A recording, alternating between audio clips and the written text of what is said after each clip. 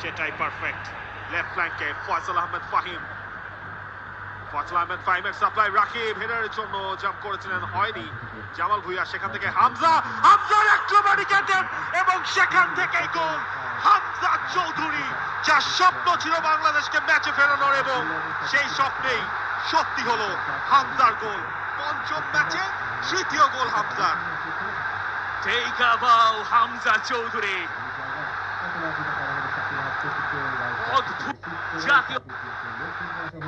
জামাল, তার ভিশনটা ছিল পারফেক্ট। হামজা, ও অবিশ্বাস্য। বডির ব্যালেন্সটা রাখা, বলটাকে প্লেস করা, এটা কেবল হামজার দ্বারাই হয়তো সম্ভব। অ্যাক্রোব্যাটিক। আপনি এই দৃশ্য দেখবেন, বারবার দেখবেন, প্রতিবার দেখবেন। এটা বাংলাদেশের ফোকলোরে ঢুকে গেছে এখানে, এই মুহূর্তে, এবং এই মুহূর্তটা যারা মাঠে বসে দেখেছেন তারা মনে রাখবেন চিরকাল। হামজা